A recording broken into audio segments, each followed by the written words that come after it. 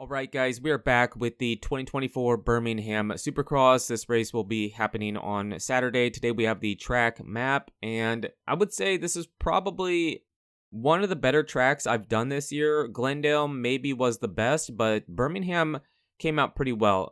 It works for both the 250 and 450.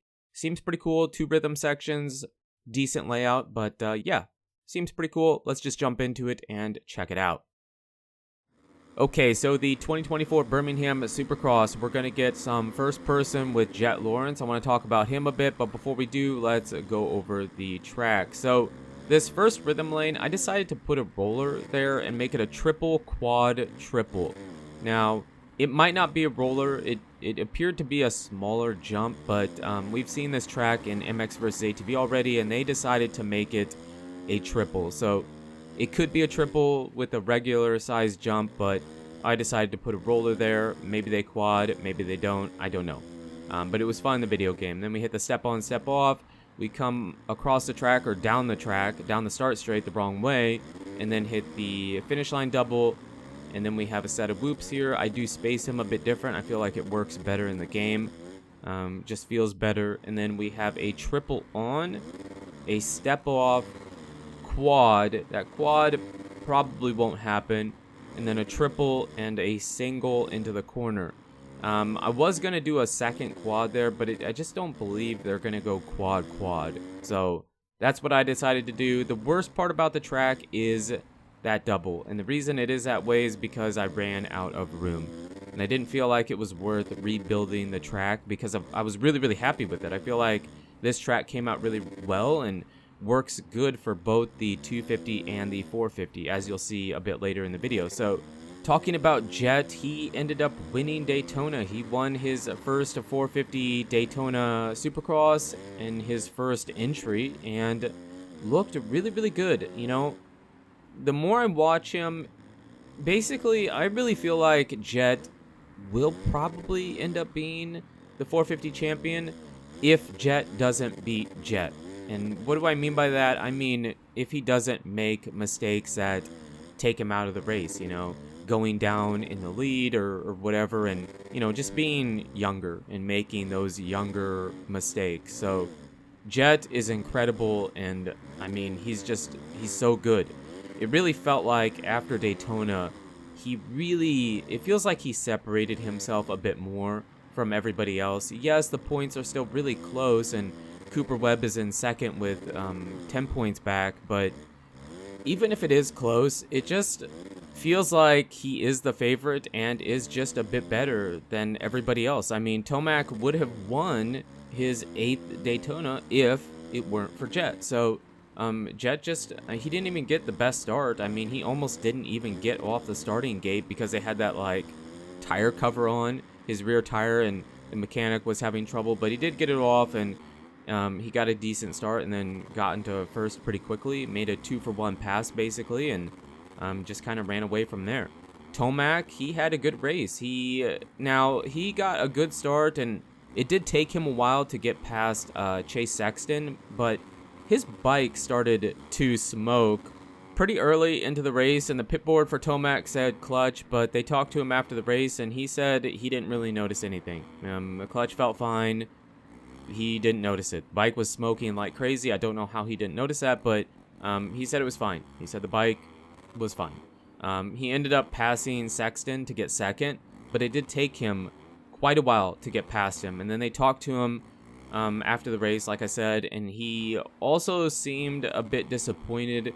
There was a quad in one of the rhythm sections. He seemed a bit disappointed and felt like that was kind of where he was losing a bunch of time, and he needed to be doing that and take some more chances and whatnot. So Tomac it seemed as if he was disappointed, but not in a bad way, in a way that he's almost angry and wants to do better and needs to take a few more chances if he wants to get that win. And it's weird. I do feel like Tomac will get a win this season yet, but it felt like after Arlington, the way he rode coming into Daytona, it felt like Daytona was going to be that track for him. It was going to be his 8th win and, you know, whatever, but it didn't work out that way. He still rode great and made up some points, but also gave up some to Jet. So I believe Tomac will get a win.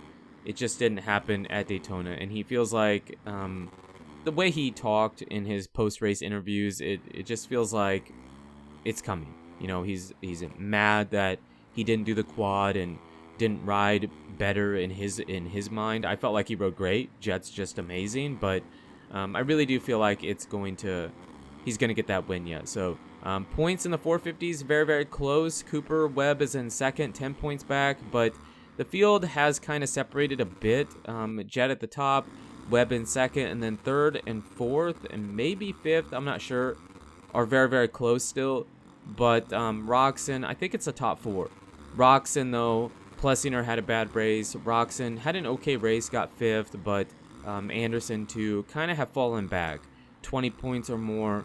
So it feels like it's a top four in this title hunt. So, yeah, and then Chase Sexton here, he got third. He did look a bunch better. He's kind of not felt like himself or appeared to be himself this season, but he qualified pretty good. His heat race went well, but he dumped it over. He was having a battle with Roxon, but he dumped it over. But his main, he looked pretty good. And if I was Chase Sexton, I'd feel pretty good about that ride based off the way his last few races have went. But yeah, so Sexton gets third, and then Cooper Webb got fourth. He didn't get a great start. He was the fastest qualifier, actually, but his heat race didn't go great.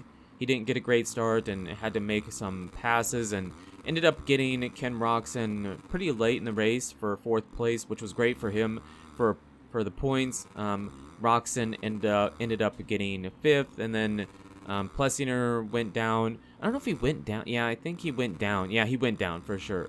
He went down, didn't have a great race. Anderson didn't have a great race, and so, like I said, the points have kind of separated. It feels like we have a top four. The top four are kind of going to be the contenders for the rest of the season. But one thing I want to talk about before we switch over to the 250s is there was fans on the track, like storming the track. So imagine a college football game or a college basketball game, and the fans storm the court, the field. It kind of felt like that, and the race wasn't even over. You know, Plessinger and Anderson were still out there trying to finish the race. What the heck are you doing? Get off the track. I don't know why you're even doing that. Get off the track. And then there was two dudes fighting over Jet Lawrence's goggles. I don't know if they stole them. I mean, it kind of felt like they just ripped him off the top of his head without him saying okay, but whatever. And then there was a guy climbing the fence and, you know, whatever. What the heck is going on? What are you guys doing? What is going on? The storming the track before it's over, like, made me angry. It actually made me angry. Like, get off the track. Let these guys finish the race. But anyways, switching over, that's my rant. Switching over to Hayden Deegan. He got fourth place. He had a pretty big crash in practice over the Supercross triple, but didn't really get hurt.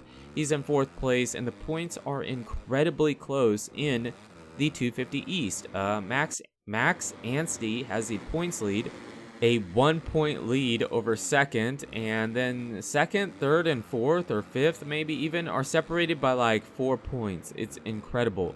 So the 250 East is shaping up to be very, very, very competitive. And then I wanted to end here with Tom Vial. He won the race. He looked great. He didn't get the best start, but just kind of caught and passed McAdoo. McAdoo got second, and Seth Hamaker got third.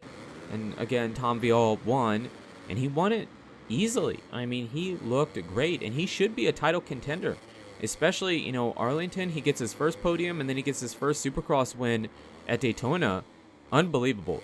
He looks good and appears to be getting better as the season goes on. And, you know, he is a two-time MX2 champion, MXGP2 champion. So, I mean, that had to have helped. I know Max Anstey said that the track from Daytona reminded him of Valkenswaard, but with, you know, Supercross jumps on it. So, that probably helped Tom Vial, but he looked good in Arlington too. So definitely should be a favorite, and I was really happy to see him do well. That was actually pretty cool. So yeah, pretty crazy. What are your guys' predictions going into Birmingham? A new venue, track seems cool. I mean, you have to go with Jet in the 450s, right? Unless again Jet beats Jet, and for the 250s, I don't know.